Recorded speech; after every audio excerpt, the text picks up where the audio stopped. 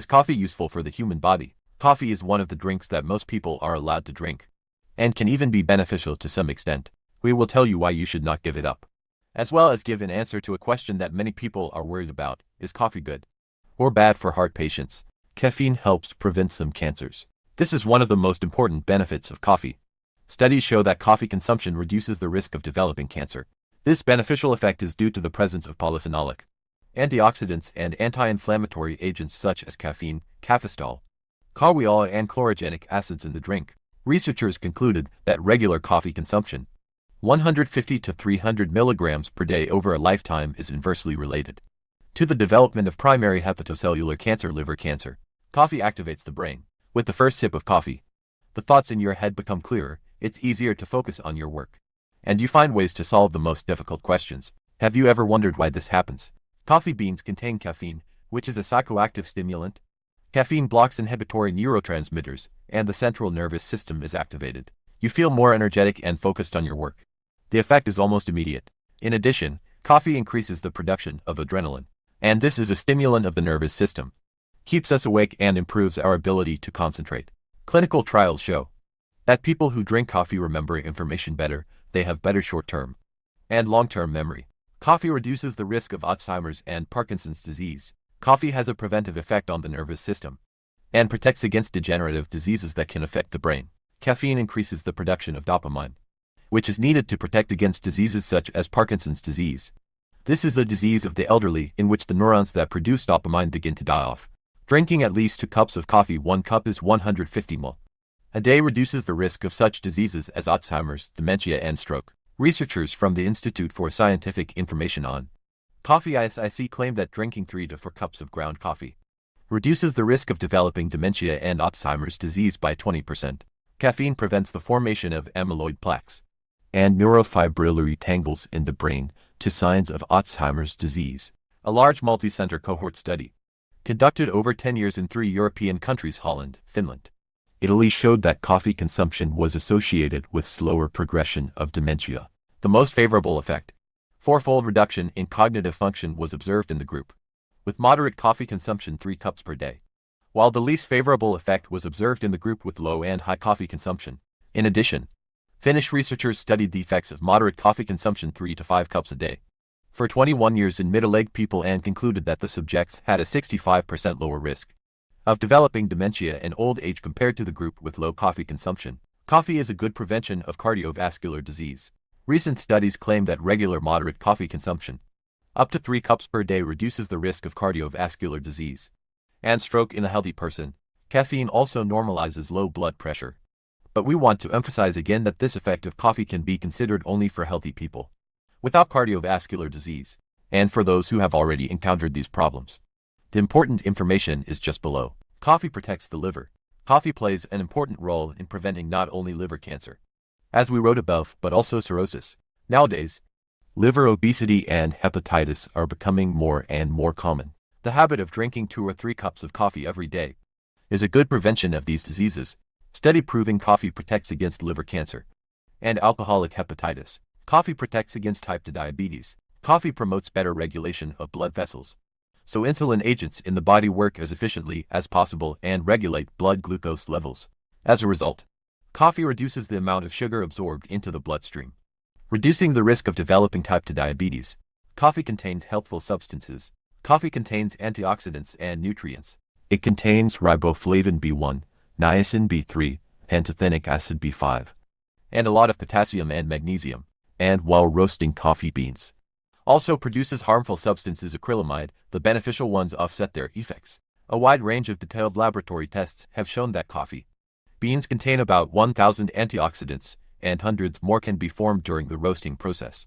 In addition, coffee contains chlorogenic acid, an antioxidant that is found almost nowhere else. Chlorogenic acid has antibacterial, antiviral, anti-inflammatory, antimutagenic, hepatoprotective, and hypotensive effects. A cup 120 milligrams of black coffee is thought to contain the daily allowance of chlorogenic acid. Raw Robusta coffee beans contain 9 to 11% chlorogenic acids, while raw Arabica beans contain 5.5 to 8%. But when the beans are roasted, their content of chlorogenic acids is reduced by 65 to 67%. Coffee detoxifies the body. Coffee is a well-known diuretic. chemicals and toxins that accumulate in the body are eliminated with each milliliter of urine excreted. Thus, caffeine helps to cleanse your body of toxins on a daily basis. It is important to follow a drinking regime and, most importantly, to drink more pure water to avoid dehydration. Coffee increases physical endurance. A cup of coffee before going to the gym can greatly increase your performance. The reason is that caffeine causes the release of adrenaline, a hormone that prepares the body for exercise. Thus, your muscles contract better and you are less tired during your workout. However, do not forget that the release of biologically active substances in the blood, in particular catecholamines, which includes adrenaline, will increase heart rate, and it increases without coffee during physical activity. Says Maria Koroleva, this may increase the strain on the heart. Therefore, people who are not regularly engaged in sports, it is better not to drink this drink before training. Absolutely healthy people are not affected. Promotes weight loss. A cup of black coffee, drunk about 30 minutes before you go to the gym, will increase your metabolic reactions. Therefore, coffee promotes fat burning. How much coffee can I drink per day? The daily optimal portion of caffeine, which will not harm a healthy person, is 250 to 300 milligrams. This is 1 to 3 cups of coffee. 1 cup requires 6 to 7 grams of ground coffee to teaspoons without a spoonful. A cup 150 milliliters of natural brewed coffee contains 90 to 130 milligrams of caffeine. For some reason, there is an opinion that beverages containing caffeine are prohibited for people suffering from cardiovascular diseases, but this is not true. Says Maria Koroleva, it has been proven that for hypertensive people, if they are used to drink coffee and do it not for the first time, 1 or 2 cups of drink will not affect the increase in blood pressure BP. And in people with low blood pressure, hypotensive may even have a positive effect. There are also studies showing that regular consumption of coffee and strong tea reduces the risk of heart attacks and arrhythmias. But we should not forget that in each case, it is necessary to consult a doctor. Another little known fact is that drinks containing caffeine, in particular coffee, are good for liver diseases. It is proved that this drink prevents the transition of hepatitis into cirrhosis and cirrhosis into cancer, which may speak about the necessity of drinking this drink by people with this pathology. They are advised to drink 3 to 5 cups of coffee a day. But after first consulting with your doctor, the benefits of coffee for women. A 4-year observational French study involving women over 65 who consumed more than 3 cups of coffee a day found significantly less deterioration in speech and memory function compared to women who drank 1 cup of coffee a day or abstained from it. However, no such results were reported in the group of men studied. This is not a multi-center study, and we cannot take the findings as an axiom, explains Maria Koroleva. Nevertheless, the result indirectly indicates that older people with no contraindications for other comorbidities are not prohibited from drinking coffee, but the amount will be for each individual. Coffee reduces the risk of depression. A study conducted by researchers at the Harvard School of Public Health HSBH found that coffee reduces the risk of depression in women. The researchers, led by Michelle Lucas, a nutrition researcher, found that women who drank 4 cups or more of caffeinated coffee were 20% less likely to suffer from depression than those who drank little or no coffee. This is because coffee releases hormones such as dopamine and serotonin, which elevate mood and create feelings of happiness, prevents gallstones from forming. Gallstones are much more common in women than in men. This is due to changes in estrogen levels, taking birth control pills, and often higher blood cholesterol levels. Researchers conducted several trials with 2 groups of women. Some drank coffee regularly and others did not. The women who drank coffee regularly had a minimal incidence of gallstones. The researchers concluded that caffeine reduces the amount of cholesterol in the bile, thus minimizing the risk of gallstones by about 1/3. The benefits of coffee for men.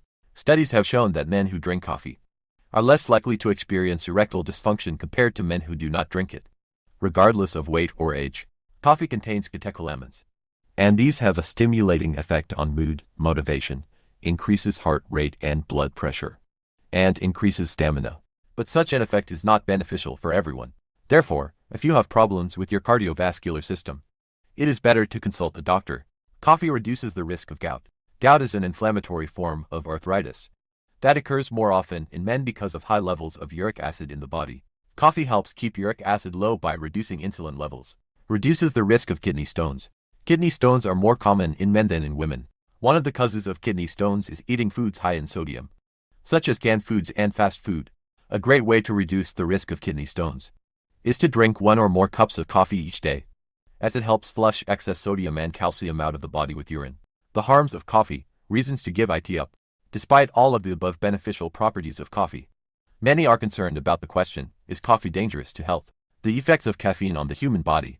Caffeine is addictive. The consumption of more than 700 milligrams of caffeine per day, 5 to 8 cups of 150 milliliters. Black coffee grounds causes the calcium and magnesium disappearance from the organism. Excessive consumption. More than 150 milliliters cups of black ground coffee negatively affects the nervous system.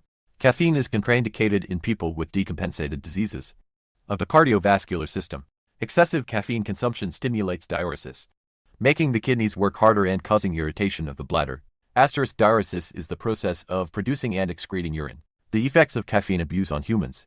Because caffeine is addictive, over time a person requires larger and larger doses and an addiction develops. Abrupt withdrawal from coffee will negatively affect the mental state. Depression, headaches and weakness may occur. In order for the body to adapt, you need to reduce the amount of caffeine you consume gradually. If you drink 5 cups of coffee a day, drink 4.5. And then, after 2 or 3 days, 4 cups, etc. Postmenopausal women should limit the use of coffee, as well as all those who have a deficiency of calcium and magnesium, because coffee removes these trace elements from the body. But if there is a risk of developing dementia, coffee, as we found out earlier, has a preventive effect against this kind of disease. It is worth to consult a cardiologist and endocrinologist, because it is necessary to assess all the health risks in old age. Caffeine in large quantities may provoke tremors of the fingers and toes, increased anxiety and even panic attacks. People with diseases of the cardiovascular system. High doses of caffeine threaten tachycardia, high blood pressure, arrhythmia, severe arterial hypertension. Because of the strong diuretic effect of caffeine, dehydration and exhaustion can occur, as well as high doses of caffeine provoke diarrhea. If you are severely intoxicated with caffeine, you may need the help of a doctor, but as a rule, the body of a healthy person can cope on its own. The main thing is not to abuse it regularly. Caffeine does not eliminate fatigue and does not replenish energy. It helps to temporarily activate the physiological resources of the body, after which more fatigue and exhaustion set in. That is why it is so important not to exceed the safe dose.